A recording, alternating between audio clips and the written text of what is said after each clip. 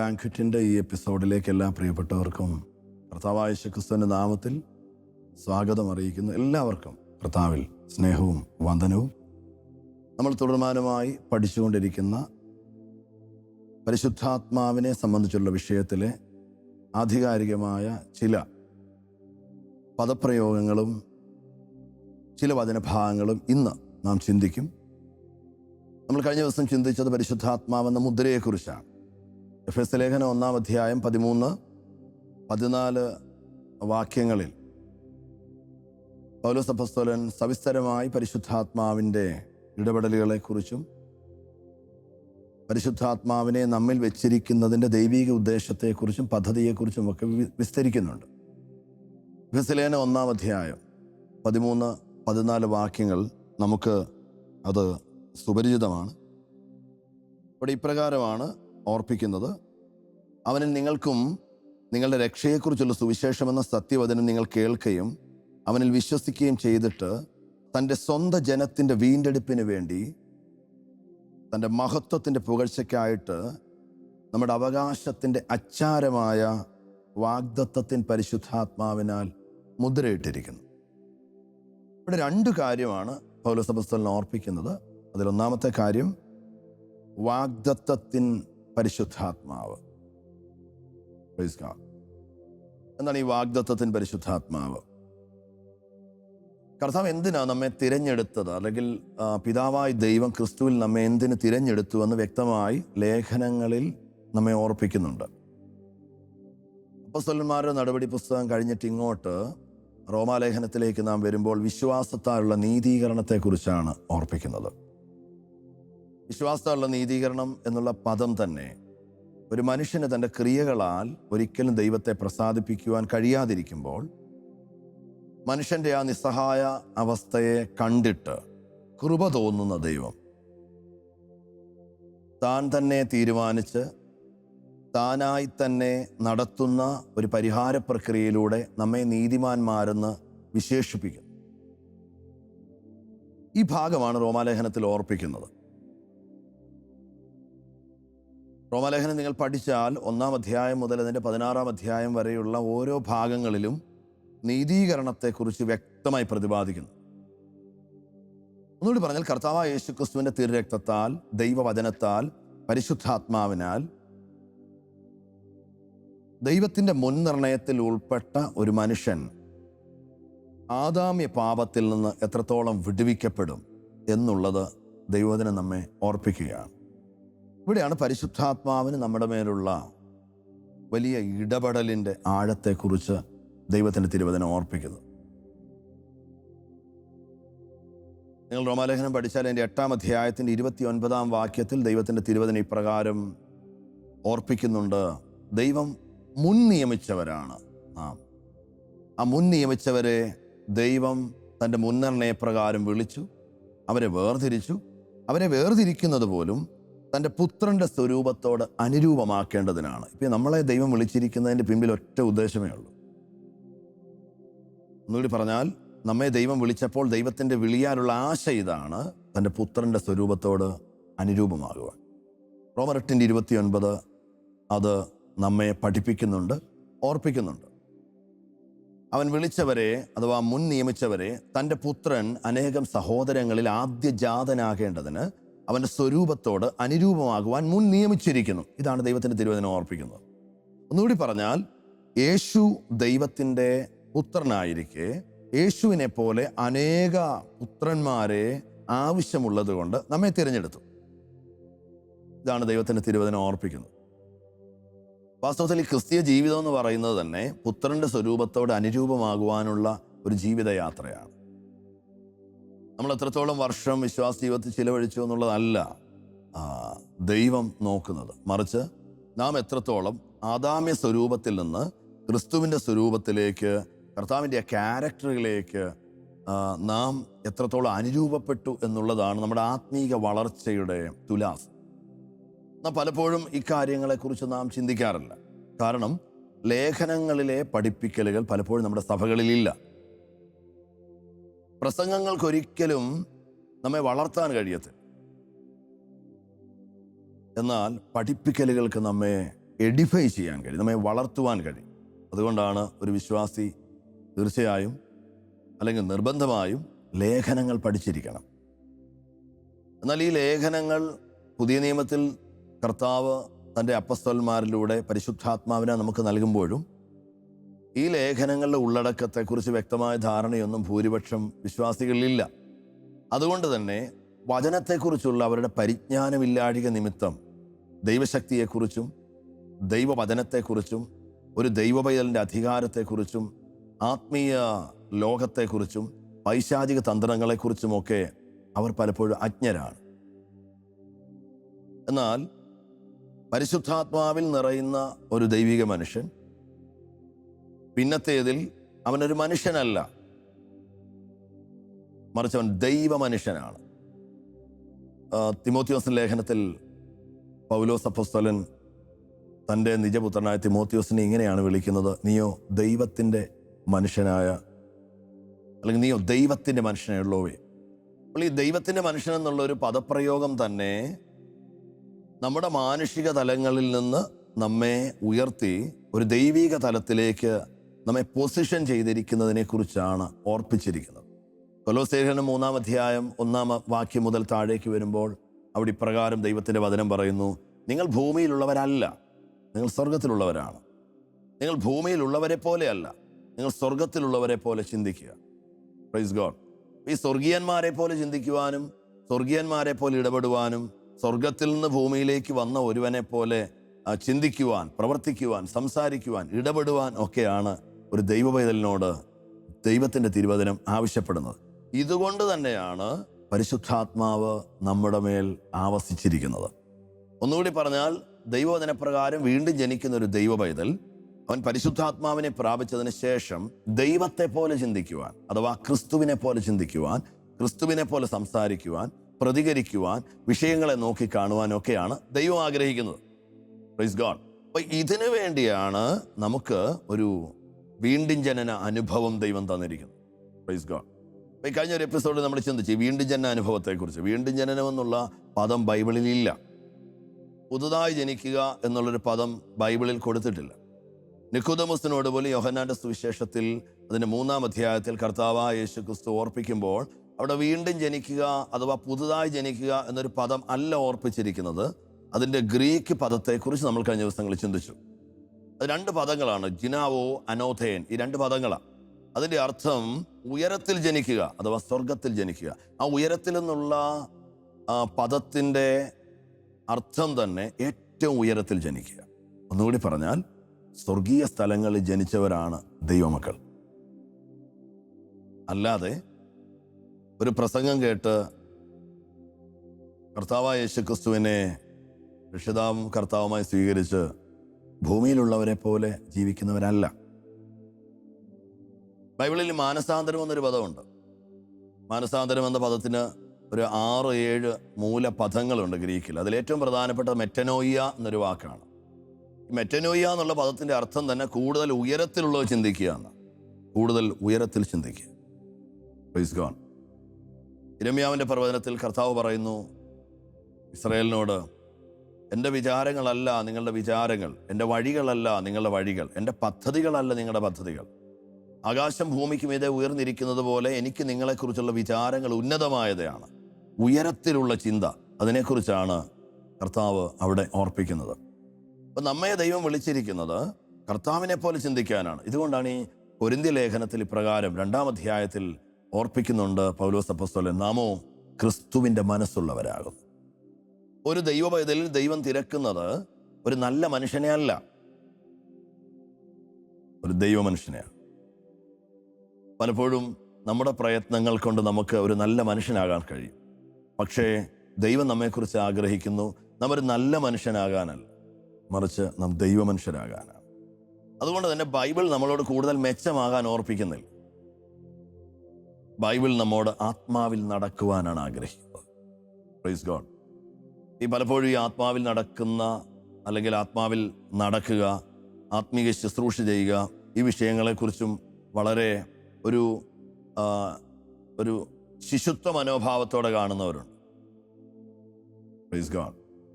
എന്നാൽ നാം തിരുവചനം പഠിച്ചാൽ മനസ്സിലാകും ഒരു ദൈവ പൈതൽ അവൻ എപ്പോഴും പരിശുദ്ധാത്മാവിൽ മാത്രം നടക്കുവാൻ ദൈവം ആഗ്രഹിക്കുക. വീണ്ടും ജന്മാനുഭവം പ്രാപിച്ച ഒരുവന്റെ സഹായകൻ പരിശുദ്ധാത്മാവാണ്. അവനെ സഹായിക്കുന്നത് ഭൂമിയിൽ യേശു അല്ല, യേശു സ്വർഗത്തിലാണ്. എന്നാൽ പരിശുദ്ധാത്മാവ് നമ്മോടുകൂടെ ഭൂമിയിലുണ്ട്. അതുകൊണ്ട് കർത്താവായ യേശുക്രിസ്തു ഭൂമിയിൽ നിന്ന് പിതാവിൻ്റെ അടുക്കിലേക്ക് പോകുന്നതിന് മുൻപ് നമ്മോട് പറഞ്ഞു, ഞാൻ സ്വർഗത്തിലേക്ക് പോകുന്നത് കൊണ്ട് ഭൂമിയിൽ നിങ്ങളെ സഹായിപ്പാൻ നിങ്ങളോടൊപ്പം പരിശുദ്ധാത്മാവുണ്ടായിരിക്കും. Praise God. എന്നാൽ മിക്കപ്പോഴും ആരാധനകളിലും പ്രാർത്ഥനകളിലും അല്ലെങ്കിൽ ചില കൃപാവര ശുശ്രൂഷകളിലും ഒക്കെ അല്ലാതെ ജീവിതത്തിൻ്റെ ഒരു തുറകളിലും നമ്മൾ പരിശുദ്ധാത്മാവിനെ സഹായകനായി വിളിക്കാറില്ല. ആ ഒരു ക്രിസ്തീയ വെളിപ്പാട് ദൈവവചന പ്രകാരം നമുക്ക് ലഭിച്ചിട്ടുമില്ല. അതുകൊണ്ട് തന്നെ പരശതം വിശ്വാസികളുടെ ജീവിതം കുഴഞ്ഞു മറിഞ്ഞു കിടക്കുന്നതാണ്.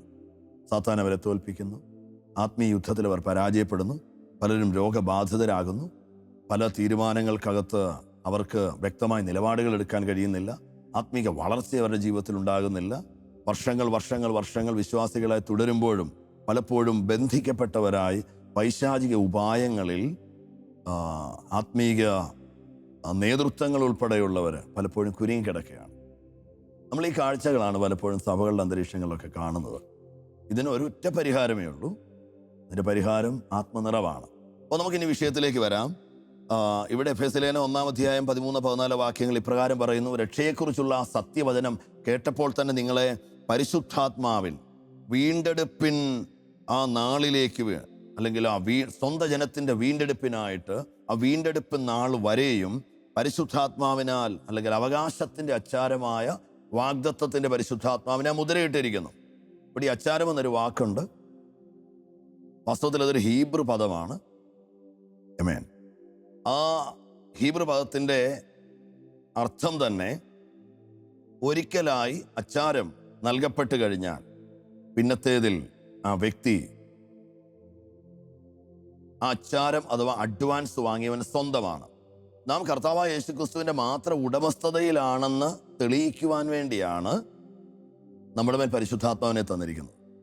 ഒന്നുകൂടി പറഞ്ഞാൽ, പൈശാചികമായ യാതൊന്നിനും നമ്മുടെ മേൽ ഇനി അധികാരമില്ല.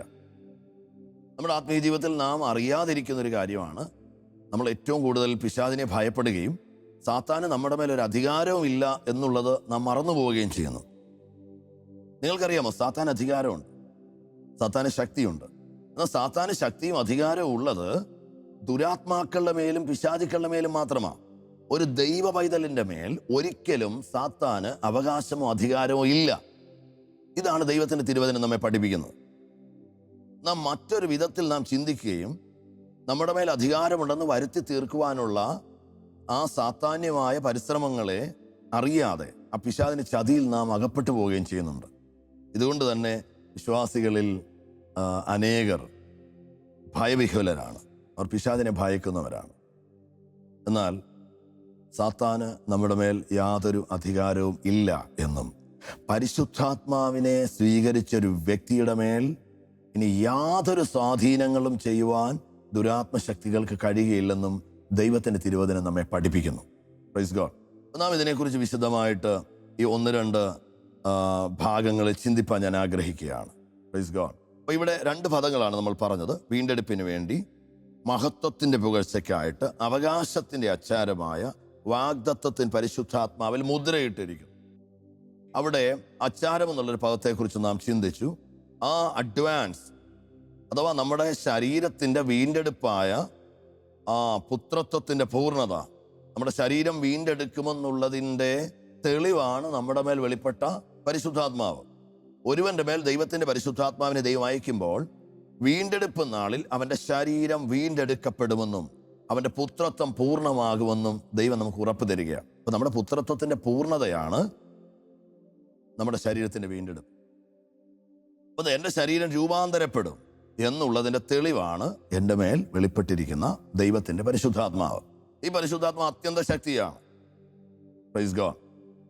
പൗലോസ് അപ്പോസ്തലന്റെ ഭാഷയിൽ പറഞ്ഞാൽ, ഈ അത്യന്ത ശക്തി നമ്മുടെ മൺകൂടാരങ്ങളിൽ നൽകപ്പെട്ടിരിക്കുന്നത് നമ്മുടേതല്ല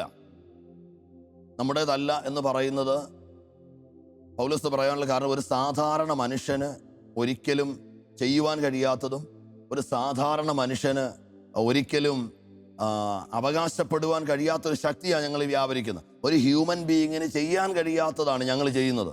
അതുകൊണ്ട് തന്നെ ഞങ്ങൾക്കറിയാം, ഞങ്ങളുടെ ഈ മൺകൂടാരങ്ങളിൽ ഒരു മാനുഷിക ശരീരത്തിൽ ഇരിക്കുന്ന ഒരുവന് ചെയ്യാൻ കഴിയാത്തതൊക്കെയാണ് ഞങ്ങൾ ആത്മാവിൽ ചെയ്യുന്നത്. അതുകൊണ്ട് തന്നെ ഈ അത്യന്ത ശക്തി ഞങ്ങളുടെ സ്വന്തമല്ല എന്ന് പറഞ്ഞ് ഞങ്ങളിൽ നിന്ന് വരുന്നതല്ല, മറിച്ച് ദൈവം ഞങ്ങൾക്ക് തന്ന ദാനമത്രേ. ഈ പരിശുദ്ധാത്മ നമ്മിൽ വ്യാപരിക്കുന്നുണ്ട്.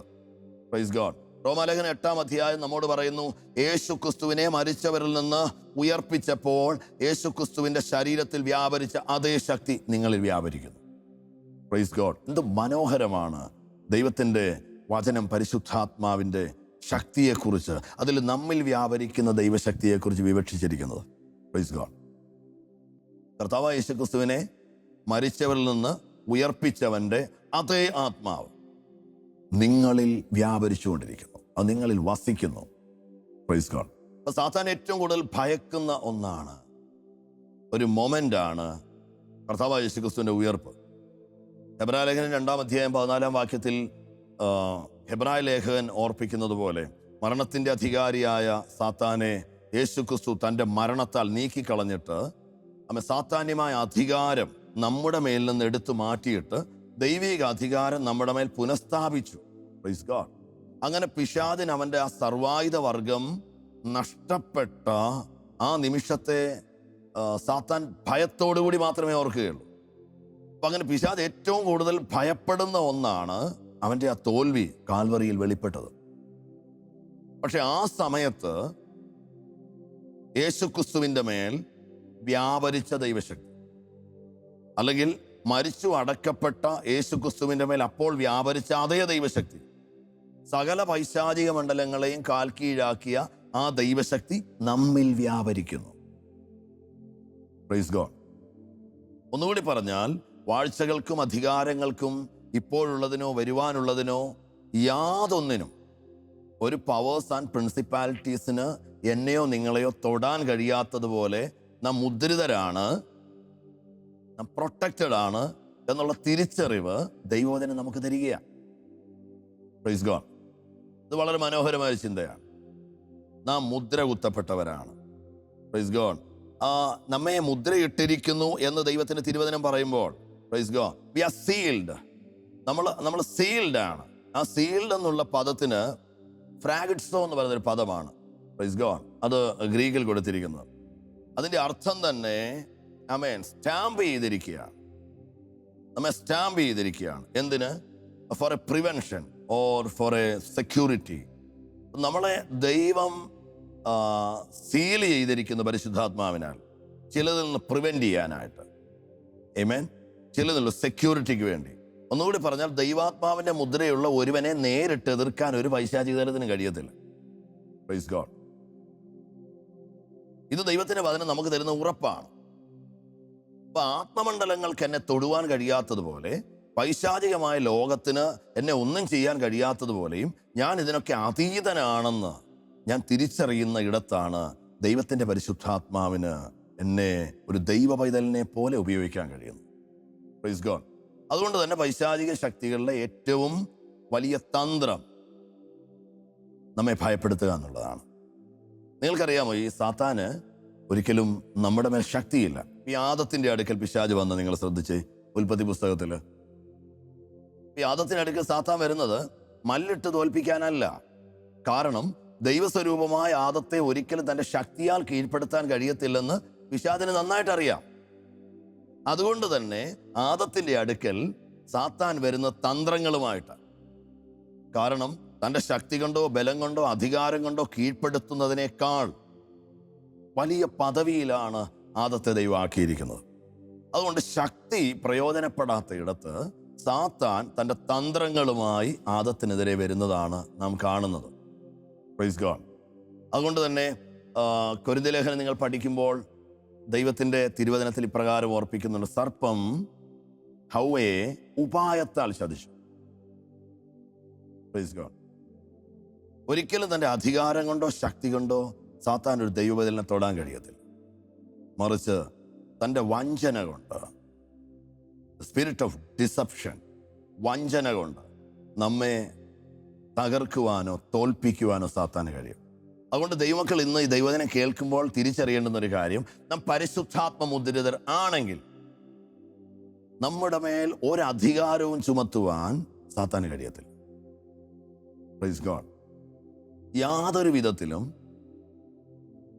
നമ്മെ കീഴ്പ്പെടുത്തുവാനോ നമുക്ക് എതിർ നിൽക്കുവാനോ കഴിയാതെ വണ്ണം നാം ദൈവശക്തി വ്യാപരിക്കുന്ന, ദൈവിക ജീവൻ വ്യാപരിക്കുന്ന ആദാമ്യ വീഴ്ചയിൽ നിന്ന് വിടുവിക്കപ്പെട്ട് യേശുക്രിസ്തുവിൻ്റെ പുണ്യാഹ രക്തത്താൽ നീതീകരിക്കപ്പെട്ട് പരിശുദ്ധാത്മാവിനാൽ മുദ്ര വെക്കപ്പെട്ട് ദൈവത്തിൻ്റെ മന്ദിരങ്ങളാണ് നാമെന്ന് നാം തിരിച്ചറിയണം. Praise God. അപ്പൊ ഈ തിരിച്ചറിവ് നമ്മിൽ വ്യാപരിക്കണമെങ്കിൽ നാം വചനം മാത്രമേ മെഡിറ്റേറ്റ് ചെയ്യാവുള്ളൂ. ആമേൻ. നിങ്ങൾ ഈ തിരുവചന ഭാഗങ്ങൾ വായിച്ചാൽ പഴയ നിയമത്തിൽ തൻ്റെ വിശുദ്ധന്മാരോടും പ്രവാചകന്മാരോടും ഇസ്രായേലിന് നൽകപ്പെട്ട ഇടയന്മാരോടും ന്യായാധിപന്മാരോടും ഒക്കെ ദൈവം പറഞ്ഞ ഒറ്റ കാര്യമുള്ളൂ: എൻ്റെ വചനത്തെ മാത്രം നീ മെഡിറ്റേറ്റ് ചെയ്യണം, എൻ്റെ വചനം മാത്രം നീ ധ്യാനിക്കണം. എപ്പോഴും നിൻ്റെ ഹൃദയത്തിൽ ദൈവവചനം ധ്യാനിക്കുക.